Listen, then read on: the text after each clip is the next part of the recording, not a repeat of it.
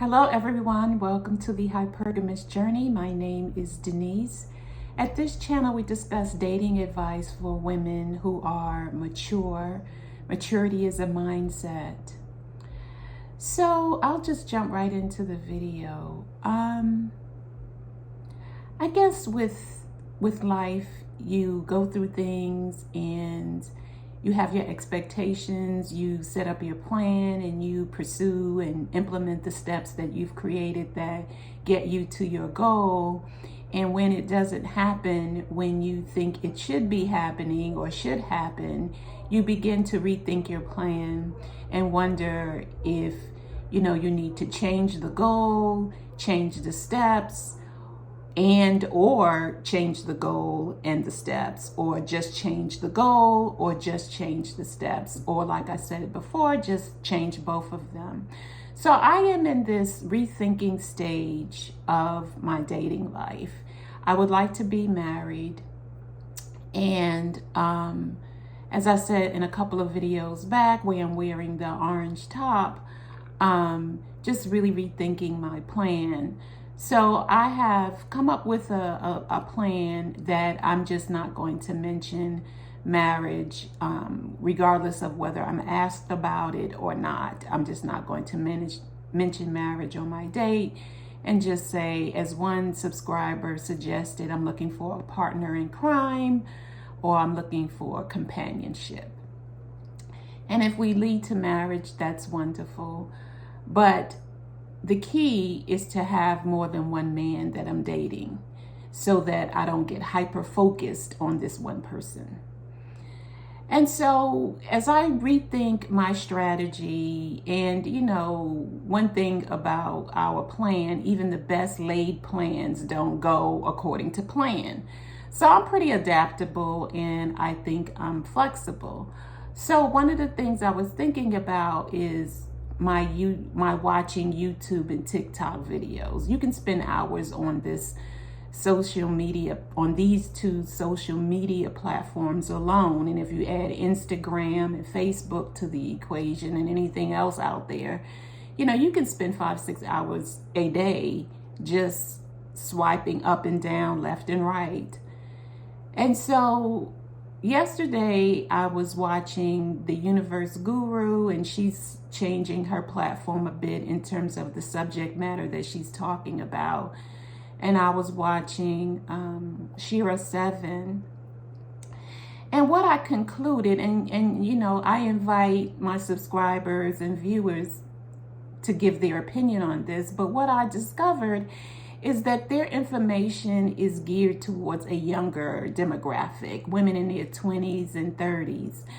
And though the Universe Guru, Mina Irfan, says that she has clients in their 50s and 60s and 70s, she doesn't really elaborate or give details about how she works with them and how she helps them.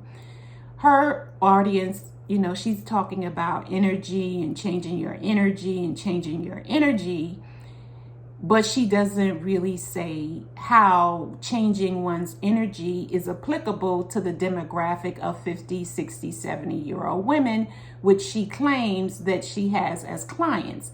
And I use claim not in a derogatory sense. I think she's authentic. I think she gives, like she's speaking authentically and honestly, but she doesn't elaborate on that.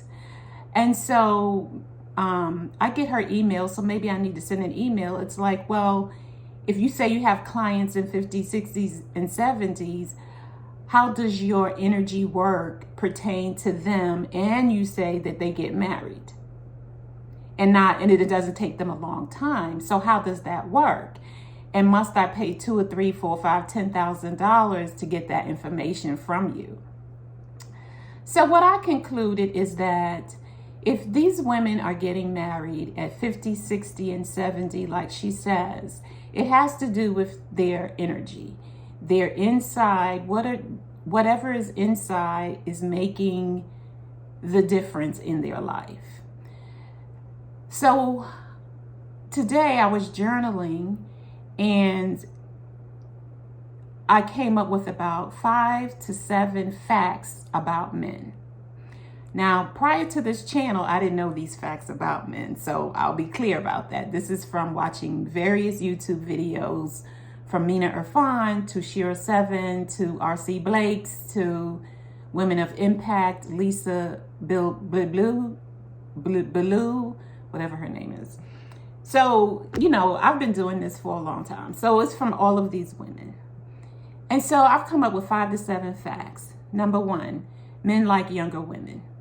They could be, 10 years younger than them, 5 years younger than them, but they like younger women, and it's just across a demographic, meaning age groups of men. They like women who are younger than them. So if they're 60, they like them 50. If they're 70, they like them 60, 50, 40, 30, 20, whenever. You get the point. The other thing, so first, men like younger women. Second, they like younger women because they are happier, generally speaking. I'm talking about generally, okay? Generalizations. Generally, they're happier, 3, easier to please. 4, more outgoing and adventurous. 5, they may or may not have children that they don't have to deal with. And the younger they are and childless, the more they like them. So that's 5. 6. So I'll just stick to those 5. I'll try to remember them again. I didn't write it down. They are men like younger women because they're happier, more adventurous. They can lead those women, and they're easier to impress. I didn't say the same 5, so I added 2 or 3 different more, so really it ended up being 8. And so what I thought about was, I can't change my chronological age. And I can't change, and don't want to change how my style is. I can't change my chronological age, and I can't change and I choose not to change my style. But what I can change is my energy. So if those are the things that men like, and they also like a mellifluous voice. I hope I'm pronouncing that word correctly. But I like to say melodic. They like a melodic voice. So that's in the higher register for the woman. And if Mina Irfan seems to have that voice naturally, and Shira 712. So I have a little bit of a, what do you call it? Maybe an alto to my voice. And so when I said my voice, I went up a little bit. So I've been working on that. And Crystalline Karazin of the Pink Pill, I had a coaching session with her, and she suggested that I should get a voice coach or start reading things aloud in a more melodic voice. Whew. So, some people will say, well, you don't have to do that. Well, I don't have to do that. But how about I want to do that? So these are just things that I'm thinking about for myself, to change myself for the better. And not necessarily for a man, but these are things that I want to do just for myself. And I like the way I sound when I take my voice up an octave. I don't know if it's that much, but when I take my voice into a higher, softer range. I like the way I sound.